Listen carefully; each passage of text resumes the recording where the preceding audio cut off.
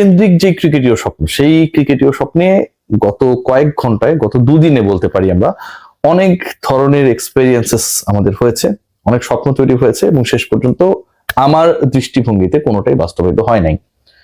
বাংলাদেশ দল বিশ্বকাপ না খেলার সিদ্ধান্ত নিল। বাংলাদেশ বিশ্বকাপ না খেলার সিদ্ধান্তের সাপোর্টে পাকিস্তান ক্রিকেট বোর্ড পিসিবি উচ্চকণ্ঠ ছিল। শেষ পর্যন্ত তারা যে সিদ্ধান্তটা নিয়েছিল সেটা হচ্ছে ভারতের বিপক্ষে বিশ্বকাপের match Pakistan cricket board, PCB, সরকার, তাদের সেনাবাহিনী সবাই ডিসাইড করেছে যে খেলবে না। 15 ফেব্রুয়ারি এই কলম্বোতে যেই ম্যাচটা হবার কথা, যেই ম্যাচে আসলে দর্শক শূন্য গ্যালারি থাকার কথা, ভারতীয় ক্রিকেট দলের কলম্বোতে প্রেমাদাসায় এসে জাস্ট উপস্থিতি, ইয়েস স্যার, ওই যে বলি না ছোটবেলায় প্রেজেন্ট স্যার, ইয়েস স্যার, সেটা করে পয়েন্ট নিয়ে, বোনাস পয়েন্ট, ফরফিটেড পয়েন্ট নিয়ে চলে যাওয়ার কথা, শেষ পর্যন্ত সেটা হচ্ছে না। ভারত পাকিস্তান মুখোমুখি হচ্ছে যেই শিডিউল ডেট রয়েছে 15 ফেব্রুয়ারি, সেই ডেটেই, এবং সেটা একই মাঠে অনুষ্ঠিত হতে যাচ্ছে। বাংলাদেশ শেষ পর্যন্ত তাদের এবারের বিশ্বকাপ থেকে অন্তত পাকিস্তান ভারতের বিপক্ষে ম্যাচ বয়কট করেছে, বাংলাদেশের ন্যায্য দাবিকে সাপোর্ট করে, সেই সান্ত্বনাটুকু শেষ বেলায় এসে বাংলাদেশের থাকলো না। আমিনুল ইসলাম বুলবুলকে নিয়ে যাওয়া হয়েছিল লাহোরে মধ্যরাতে এবং সেই আলোচনায় আমরা দেখেছিলাম যে মোটামুটি একটা ডিসিশন হয়ে গেছে।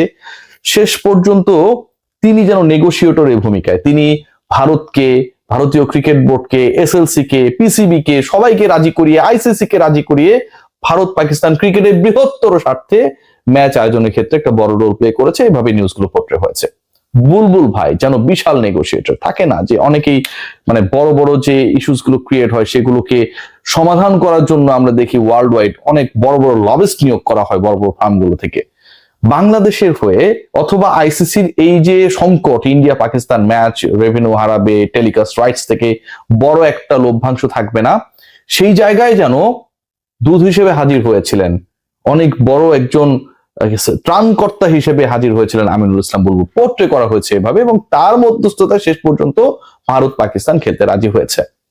ঘটনা আসলে তাই, বাংলাদেশের সব কুল গেছে। আমিনুল ইসলাম বুলবুল সেখানটায় গিয়ে আমার কাছে মনে হয় যে বাংলাদেশের হয়ে আরো বেশি ওয়েট লুজ হয়েছে।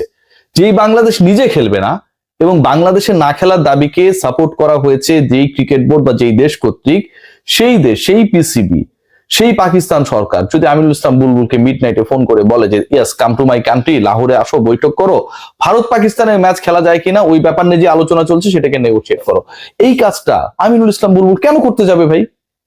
পাকিস্তানের এই অবস্থানের ব্যাপারে যদি পিসিবি, পাকিস্তান সরকারের ইমানি জোর থাকে যে ঠিক আছে বাংলাদেশের সাপোর্টে আমি খেলবো না, তাহলে মিড নাইটে আমিনুল ইসলাম বুলবুলকে নেগোশিয়েট করার জন্য, আলোচনা করার জন্য ডেকে লাহোরে নিয়ে যাওয়ার তো কোনো কারণ নাই। ওটা তো ওখানটাই ফুল স্টপ হয়ে গেছে যে পাকিস্তান খেলবে না, বাংলাদেশের স্বার্থ বিবেচনা করে, বাংলাদেশের ন্যায্য দাবির প্রতি সমর্থন করে নিয়ে যাওয়া মানে পাকিস্তানের খেলার ইচ্ছাটা সবসময় ছিল।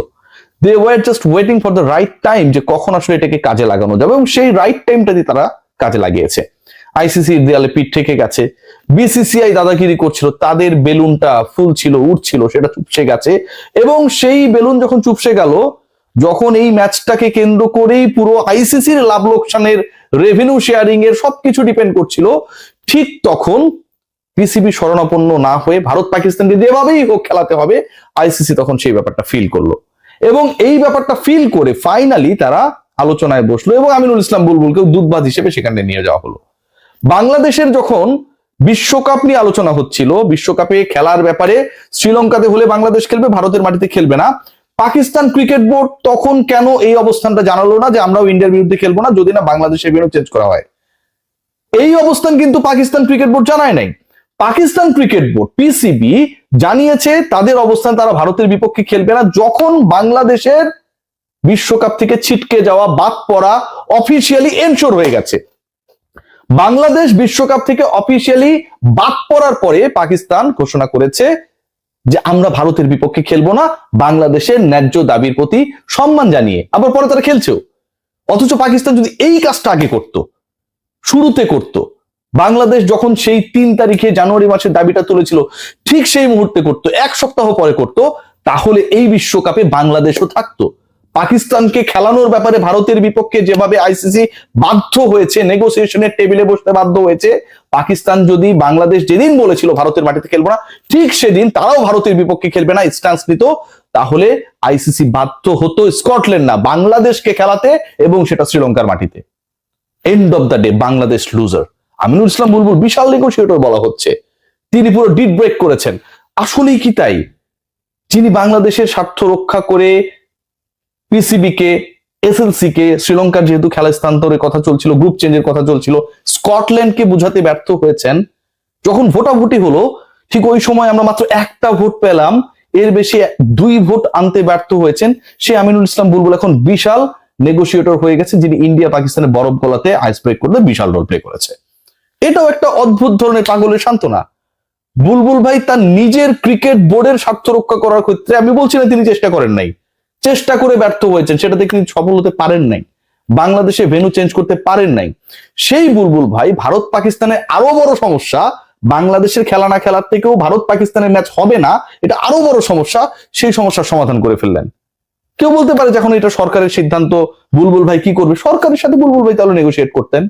নেগোসিয়েশন মানে তো এমন না যে শুধু board to board, ICC to board, এটাই হবে। গভর্নমেন্ট টু ক্রিকেট বোর্ডে তো নেগোসিয়েশন চলেছে, আলোচনা হচ্ছে, পিসিবি যে সিদ্ধান্ত গ্রহণ করছে সেটা সেই দেশের প্রধানমন্ত্রীর সাথে আলোচনা করছে।